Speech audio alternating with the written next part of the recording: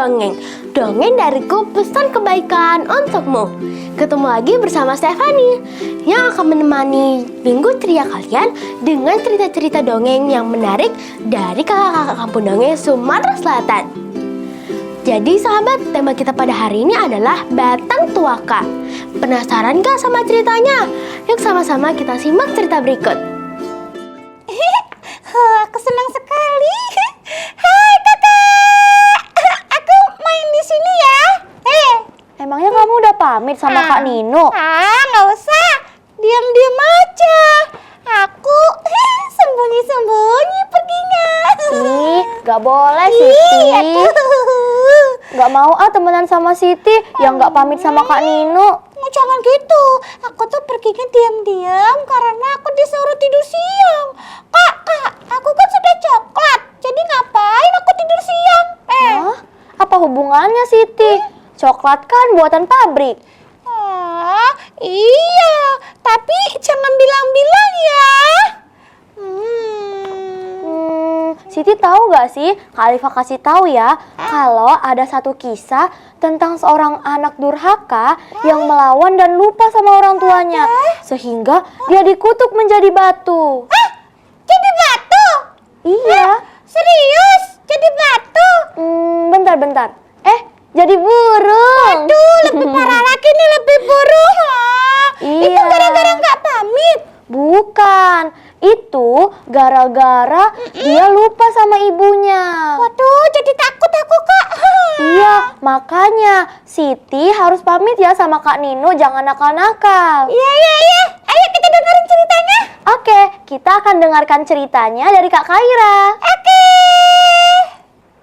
Hai teman-teman, Kak Kaira akan membawakan sebuah kisah dengan judul Legenda Batang Tuaka. Dahulu kala, hiduplah seorang anak laki-laki yang bernama Tuaka. Ia sangat berbakti kepada emaknya. Ketika mereka sedang mencari kayu bakar di hutan, Tuaka berkata pada emaknya, "Mak, biar Tuaka saja, Mak, yang mengangkat kayu bakar ini. Tampaknya Mak sangat lelah, Mak." Walah, tak apa Tuaka. Emak masih kuat. Lagi pula kayu bakar yang ada padamu kan juga sangat banyak. Tuaka sangat menyayangi emaknya. Ketika sedang dalam perjalanan pulang ke rumah, tiba-tiba terdengar suara desisan ular yang sangat besar. Tuaka pun berkata, "Mak, bagaimana ini, Mak? Ada suara ular. Bagaimana, Mak?" Tuaka, ayo cepat Tuaka. Ikut emak sembunyi di belakang pohon. Ternyata di sekitar sana ada 2 ekor ular besar yang sedang memperebutkan sesuatu, yaitu benda yang merupakan kemala atau permata yang sangat indah. Tak lama setelah itu, pertarungan kedua ekor ular tersebut akhirnya selesai. Ular yang paling besar mati dan ular lainnya terluka. Tuaka pun memberanikan diri untuk menghampiri ular tersebut. "Mak, ular ini terlihat sangat kesakitan, Mak. Bagaimana jika kita bantu saja ular ini?" Iya Tuaka, kita bawa ular itu. Kita rawat ia di rumah. Tuaka pun membawa ular yang terluka itu pulang ke rumahnya. Dan keesokan harinya, ular itu pun akhirnya sembuh teman-teman. Dan ia pergi meninggalkan rumah Tuaka, tetapi meninggalkan sebuah benda, yaitu permata atau kemala yang ia perebutkan dengan ular yang besar tadi. "Mak, ular itu meninggalkan permatanya di sini, Mak." Wah, iya Tuaka. Sepertinya ular itu ingin berterima kasih kepada kita. Kalau begitu, Mak, bagaimana jika kita jual saja permata ini ke pasar agar kita bisa merubah nasib keluarga kita, Mak? Wah, kalau begitu Tuaka, cepatlah kau pergi ke pasar dan jualkanlah permata-permata itu. Tuaka pun segera pergi ke pasar untuk menjualkan permatanya. Tuaka datang ke beberapa pedagang, namun tak ada satupun yang mampu membeli permata yang dijual oleh Tuaka. Mengapa ya tidak ada seorang pun yang mau membeli permataku? Kalau begitu, aku akan mendatangi tempat itu. Jika masih tidak dibeli, aku akan pulang ke rumah. Tuaka pun menghampiri pedagang terakhir dan berkata, "Pak, aku ingin menjual permata ini. Berapakah aku bisa menjualnya?" Wah. Hai anak muda, apakah permata ini milikmu? Permata ini sangat cantik. Aku sangat ingin memilikinya. Tapi untuk membeli permatamu ini, uangku tidak cukup. Bagaimana jika kau ikut denganku pergi ke Tamasik? Akan kuberikan uang dan aku akan membeli permata ini. Tapi teman-teman, Tuaka ingin meminta izin terlebih dahulu kepada emaknya. Tuaka pun segera kembali ke rumah dan meminta izin kepada emaknya. Emak Tuaka menyetujui permintaan Tuaka tersebut. Tuaka pun segera pergi ke Tamasik bersama sang pedagang. Teman-teman, tahu tidak? Tamasik itu adalah sebuah negara yang kini lebih kita kenal dengan negara Singapura. Berangkatlah Tuaka pergi ke Singapura bersama sang pedagang. Nah sahabat dongeng, penasaran kan sama kelanjutannya? Sabar dulu ya, kita bakal balik lagi setelah iklan yang satu ini.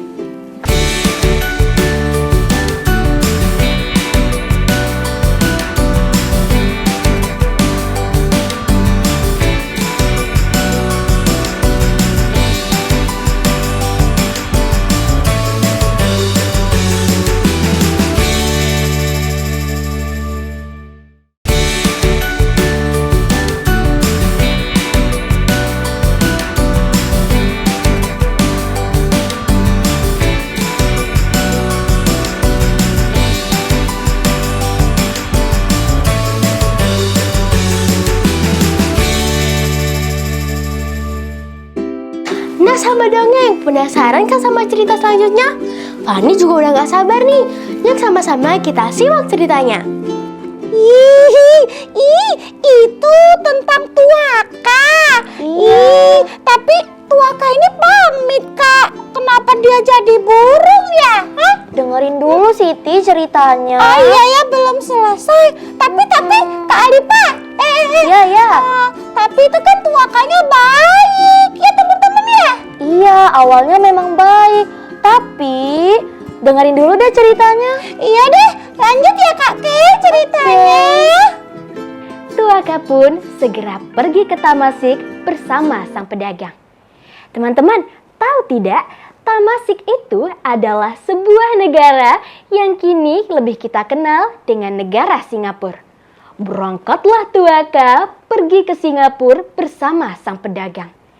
Di sana teman-teman, Tuaka mendapatkan harta yang sangat banyak. Kapalnya besar, uangnya berlimpah, dan ia juga menikahi seorang wanita yang sangat cantik. Tetapi sayangnya, Tuaka lupa pada emaknya yang ada di desa. Entah makan, entah tidak. Suatu hari, Tuaka mengajak istrinya untuk berkunjung ke kampung halamannya. Tuaka pun berlayar menggunakan kapalnya yang sangat besar. Dan kabar tentang kedatangan Tuaka terdengar oleh emaknya. Mendengar hal itu, emak Tuaka segera mengambil sampannya dan segera menghampiri Tuaka. Sekarang emak Tuaka Tuaka sudah sangat tua. Tuaka melihat kedatangan emaknya dan emaknya berteriak, "Tuaka, Tuaka, kau anakku Tuaka, bagaimana kabarmu selama ini?" Kemudian istrinya berkata, "Wahai Tuaka, siapakah wanita tua ini? Apakah ia ibumu?" "Apa? Ibuku? Tidak. Tidak mungkin wanita tua dan miskin ini ibuku. Pengawal, usir wanita tua ini dari hadapanku." "Tuaka, aku ibumu nak. Ibu sangat merindukanmu." "Jangan ngomong kosong. Kau bukanlah ibuku. Aku tidak memiliki ibu yang sudah tua dan miskin seperti dirimu." Tuaka malu kepada istrinya karena memiliki emak yang sudah tua dan sangat miskin. Emaknya sangat sedih mendengar omongan Tuaka. Ia pun berdoa kepada Tuhan. "Ya Tuhan, ampunilah dosa anak hamba karena telah durhaka kepada hamba. Ya Tuhan, ampunilah dosa anak hamba karena telah durhaka kepada hamba. Berilah ia peringatan Tuhan." Doa emak Tuaka didengar oleh Tuhan. Tak lama setelah itu, Tuaka dan istrinya berubah menjadi seekor burung. Tuaka berubah menjadi burung elang dan istrinya berubah menjadi burung punai. Mereka berdua terbang berputar-putar sambil menangis. Air mata mereka membentuk sebuah genangan air kecil yang semakin lama semakin besar. Dan kini para penduduk yang tinggal di daerah sana menyebutnya dengan Batang Tuaka atau Sungai Tuaka. Selesai deh cerita dari Kak Kaira. Hayo. Ih, sabar deh. Kok Tuaka bisa pura-pura lupa sama emaknya? Tapi ada loh yang sengaja lupa dan gak pamit main-main sama Kak Nino. Iya itu aku. Kok bener ya? Iya dong. Aku mau cari Kak Nino dulu ya Kak. Aku mau minta maaf. Tunggu dulu. Apa lagi?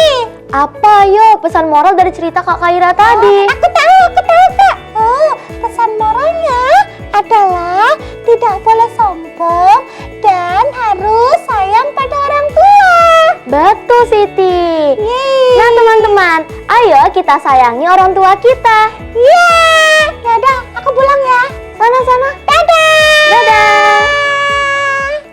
Nah sahabat dongeng, gimana ceritanya? Seru kan? Ada pembelajaran yang dapat kita ambil dari cerita tadi.